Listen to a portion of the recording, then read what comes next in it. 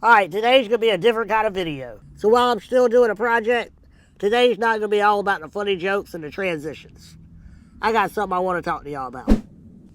And to be honest, this is like my third attempt at starting this video. Because really, I just didn't have the right energy. I guess you could say I just wasn't feeling it. But really, it's because this isn't exactly a fun topic to talk about. Aww. You've got to have a great team behind you, right? If you don't have a great team all around that supports you and believes your vision, you can't really achieve it, right? So I have great people working at the Reptile. I have great people working on this vlog. I have great people working at BHB. Everyone believes in the vision, and that's what really makes these dreams come to a reality. Because most of you probably know, at least in the reptile community, that our great friend Brian Barczyk has said his final goodbyes. And as somebody that inspired me in a lot more ways than just reptile keeping, I gotta say, this really sucks. And as I said, I restarted this video a couple times because out of the utmost respect for Brian, I want to do it like he would do it. Because see, no matter what he was going through, he always kept it positive and upbeat. So in honor of him, no matter how sad we may be, I think it's our obligation to try to do the same. And if you haven't figured out what I'm doing yet, I'm making more hollow tree logs. Just like you might have seen a couple videos ago that I made for my ball python Scarlet. You know, this one. I basically just take a cardboard tube, cover it in great stuff foam, carve it out like a tree limb, and then before I paint the details, I cover it in dry lock. And dry lock's a waterproof membrane made from masonry, or for hollow tree limbs. And now that I got them carved up, along with about 15 more inside my house, it's time to get the dry lock on. Then all I gotta do is paint them, water seal them, and they'll be ready to sell. That's right, they're for sale. You didn't think I was keeping all these for myself, did you? So yeah, I'll be selling them at local shows, Reptile, and probably online. I'll be sure to share the information when they're ready to go. So obviously I'm using dry lock to water seal the foam, and it starts as white. And because I'm going to be painting these up like tree limbs, browns, black, grays, some greens, darker colors, I don't really want a base color of white. Last time the one that I just went back and sprayed a whole coat of black on it first as the dark base color. That's been in Scarlet's cage for probably, I don't know, 6 months, 7 months. You'd have to look back at my YouTube videos. But it's been in there a while, and so far her big heavy body hasn't caused it any damage. But there's a couple spots that I've scraped it, putting it back in and out of the cage when I'm cleaning her water bowl, and the white base color is showing just a little bit. I don't really want that happening if I'm going to be selling these, so I really want a darker base color. One that if the paint gets chipped off, then it's still going to be dark. With a dry lock, it's not going to get chipped off like paint would get chipped off. So I decided to tint the dry lock. Now because this is a masonry product, it's pretty simple to tint dry lock by using concrete stain. So I got a black, mixed it up in this bucket, and kind of came out gray. Probably put a little bit too much dry lock in the bucket to begin with, so I didn't have enough room for all my black. But I didn't want too much of a ratio of stain to dry lock, and then it not really waterproof. So maybe it's better like this anyway. One thing I do know is this gray is a lot darker than that white, so if this shows through, you probably won't notice it as much. Anyway, back to the topic at hand. So if you don't know who Brian Barczyk is, frankly, you're missing out. For the less informed, if I were to ask you who the ultimate reptile legends are, the first name that would probably come to mind would be Steve Irwin. Because obviously, Steve Irwin was a legend. Still is a legend. I mean, to be honest with you. But what if I were to tell you that there's people in the community that have done just as much as Steve Irwin, and possibly even more? Now, this video is not meant to be a side-by-side comparison to say who's better between two of the legendary greats of the reptile world, but it is to say that Brian Barczyk is every bit of a legend as Steve Irwin. I can't sit here today and tell you all the things that he accomplished within the reptile community, but I can tell you it was a lot. From laying the foundation to the morph world of ball pythons, which actually is what opened up the entire reptile industry that we know today. From producing the world's first animals over and over again, importing some of the rarest animals in the world at any expense just for you to be able to go to his zoo and actually hold those animals. And I'm just skimming the surface here, but the man is who got most of America and probably the rest of the world to fall in love with reptiles. Alright, so I'm working on this video and I realized that there's a lot more that I wanted to say. I wasn't really thinking about it in the moment. Too busy working on that dry lock. Brian is really the one that blew up the morph game when it comes to ball pythons. And if you go to shows today, well, you'll realize that like good 60-70% of the show is typically ball pythons. So it might be fair to say that without Brian Barczyk, these reptile expos, I would argue that without him, it wouldn't be anything like it is today. So that's something to think about as I'm working on these hollow tree limbs, looking for an avenue to make a couple dollars to help support my animal habit. I guess this video really came full circle. Thanks, Brian. Thanks for laying the foundation and giving us all a platform. Now, I'm like Brian, I was in love with reptiles from the very beginning. But it was only probably 6 or 7 years ago that I stumbled onto Brian's YouTube channel, and frankly, I've been a fan ever since. Not only have I learned a ton about species types, about morphs and genetics, about breeding, about correct husbandry, but I also learned a lot of really cool tricks about video production. And I should probably thank Jay for that. Jay's not only the most loyal cameraman in the industry, but he's also one of the best editors. So Jay, if you see this video, thanks, bro. I've been taking all those tips you didn't know you were giving me. And while I might not be as good as you yet, I probably have as much fun as you do in the process. At least I try. But anyway, to all of my followers, friends, or family that don't know who Brian is, I just wanted to give you a little bit of background to him, and I'll leave a link to his channel down below. Go check it out. Not only have Brian and Jay produced some of the best videos on YouTube, but the vlog series has literally been almost every day of the week for like 6 or 7 years. It literally was every day of the week for like 3, 4, maybe 5 years. And then he cut back to like 5 or 6 days a week. But seriously, from a production standpoint, that is insane. I know Brian didn't sleep much. Jay must not sleep at all. And if you're wondering what happened to Brian, unfortunately, about a year ago, he was diagnosed with, I believe it was stage 4 pancreatic cancer. He went through several different rounds of chemotherapy, none of which showed any benefit. So he was sitting around for a while trying to get into some trials, and sadly, nothing came available in time. And yet, through it all, he kept this positive outlook on life.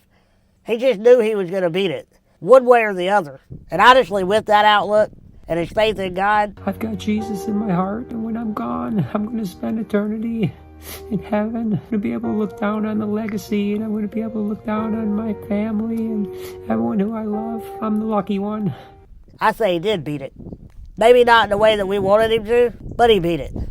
And through all these struggles, most people would have ran from the spotlight. Most people would have gone off in their corner, die slowly and quietly with their family, and say goodbye to the world, because frankly, who are we? You know, when your life is almost over, when your time is run up, who do you want to spend your time with? But that's what kind of guy Brian really was. He didn't want to disappoint anybody. And he almost didn't even continue the channel when he got diagnosed, because he didn't want people to see him looking like a cancer patient. Feel free to tell me, do you want me to be honest with you? Do you want me to take you on this entire journey? It's going to be a decision that's going to have to be made between myself and my family more than anything, but I also want you guys to tell me what you want me to do. If you want me to just not even think about what's happening to me and let's just have fun with the animals and do all the cool things and see Gemma and see Lucy and Juliet and Bella and all these other things, you know, that's fine. And we can do that. We're 100%. But if you want to be a part of the journey that I'm about to go down, I'll do the best I can do to take you on that journey too. That he cared that much about our perspective of him. And honestly, he got a lot of hate over the years, but one thing I've learned about the reptile community, and about any community out there, is very cliquish. So, it's not uncommon to get the hate. I don't care what kind of person you are, somebody out there is hating. And honestly, if nobody is hating, you're probably not honest enough. Brian was an honest guy. He wore his heart on his sleeve. He didn't hold back anything. He showed us all of his struggles. Even before he got cancer, he openly talked about his struggles with anxiety and depression. And that's when Brian and I first talked on a personal level. See, for those that don't know, I have a degree in psychology and mental health counseling. So when Brian opened up to the public about his anxiety troubles, I reached out and started talking to him. And we had small talk ever since. I never got to meet Brian. I really wish I would have. I was planning on going to the Legacy. I guess for all the people that don't know Brian, I should have said from the beginning, not only is he a big reptile guy, not only has he done all this in the community, and he's a big YouTuber, got over 5 million subscribers just on YouTube. No telling how many million he's got on Facebook, TikTok, Instagram. Man's got millions of followers. But he started out as a big breeder running a company known as BHB. But he really wanted to do more with just animals than breed and sell them. He wanted to do more in the way of getting people to fall in love with animals. People that normally wouldn't like reptiles, he wanted to reach everybody and show them that these animals really are not all that scary. In fact, when you get to learn their body language, they're not scary at all. And they're way more predictable than your dog or cat.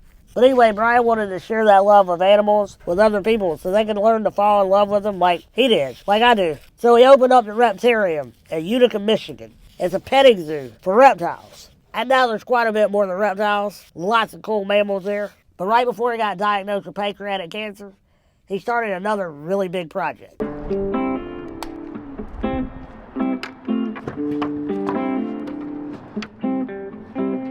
The Reptarium has been built in 2 stages. There was part 1, and then there was 2.0. Well, now there's 3.0. Well, it's not really the Reptarium. An old grocery store became available right across the street from the Reptarium, and Brian bought it. And now he's in the process of turning that into about a $5 to $7 million aquarium. It's like next level. I mean, it's just like the legacy aquarium. I mean, you know, it is my legacy. Called the Legacy Aquarium because it was going to be his final project, his legacy project. And this project almost didn't get off the ground because right before the project was set to start, he had all the funding in line. Half of the money was going to come out of his personal account, half of it was going to be a bank loan, and then he was diagnosed with cancer. And as you can imagine, banks really don't want to lend money to somebody that is in the last stages of cancer. But Brian being Brian, he wasn't going to give in that easy. So while in the middle of the battle for his life with terminal cancer, Brian forged ahead. We did a design, then we did a redesign, and ultimately we ended up with this. And thanks to the help of his amazing crew, they have almost got it done. And this is it, the way the building looks. The front of the aquarium is essentially done. There's going to be some reptiles there and a lot of cool mammals. So I personally do plan to go to the aquarium one day, and I might even rent the aquarium house. See, right before he started the aquarium, he bought an aquarium house. That's right, guys. We've got the key, we have the house. A $1 million house with fish tanks all over it. And he bought that just for people like me and you, so we can rent it out and we can go see his awesome facilities. So hopefully in the future, I'll get to do just that. It's sad to me that I won't get to meet Brian there. I always envisioned going to get to meet him one day, getting to shoot a YouTube video for my channel and his amazing facility, but really just to get the chance to hang out with him and his crew. And although I might have never got a chance to meet Brian, I was lucky enough to get a snake from him. As this situation came about, and he was in the middle of planning the aquarium, and the bank loan fell through, he still really wanted to see this project through. So one of the first things he did was started to sell off a lot of his snakes, including the colubrid room. And I've been wanting to get a king snake for a while, and I just never have, so I took the opportunity to get one from Brian. I got my variable king snake, Nueve Leon, for the Mexican mountain range, and because I got him from Brian, I had to name him Mr. B. I got him a couple months back. I got the video on this channel, you can go check it out. He's grown up to be a real cool guy. He's got a fun disposition, just like Brian. Hey guys, names are important. Name your animal Shahid or Shatid. Might be a Shahid. I'm just playing with you, Tyler. That snake probably should be named Shatid. But she's still beautiful though. Anyway, I'm not going to take you through the whole process of making these limbs because there's already a video on my channel showing you how to do that. I just wanted to come on here for a few minutes, give my feelings about Brian, let him know that we're not going to forget him, and we're going to make sure that his legacy lives on. Not that he needs much of our help, but he's going to get it anyway. Took me a couple days to get to this video because, honestly, when we got the goodbye video, it was a gloomy day. It was a gloomy couple days, not just for me, but the whole community. I just didn't have the right energy. I didn't want to come on here and be real mundane. Probably am still in this video, but, you know, through all the struggle, Brian always kept us entertained. He didn't want to be too gloomy, even though he did carry us through that journey, and I respect him for that. He didn't shy away from it. But his main intention was to keep us happy and entertained. So I couldn't rightfully do that video the other day and not be in that right mood. So no matter what, Brian stayed working, stayed in production mode. So I figured what better time for me to have this talk with you than when in production mode. Now that I share my thoughts with you, I'm going to get back on this project. And I'm going to rush through them, because I only have a couple more weeks to have these ready before Reptile. Maybe I'll see you there.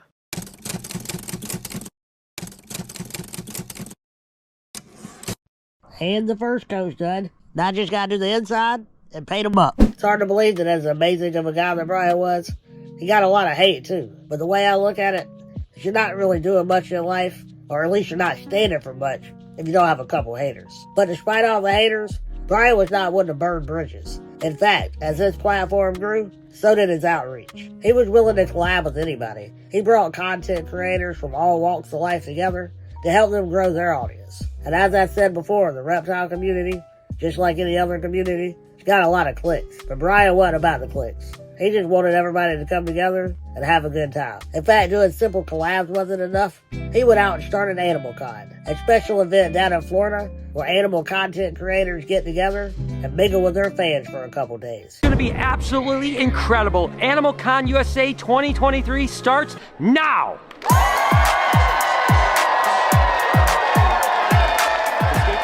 Yeah, I haven't got a chance to go yet, but I plan on it. It's kind of a bummer I didn't make it in time to meet the legend itself. And if all that I've said is even a portion of who Brian really is, why would anybody think he's a bad guy? I don't know. I don't get it. This man's memory being showered with anything but pure love, something I'd never be able to figure out. Speaking of out,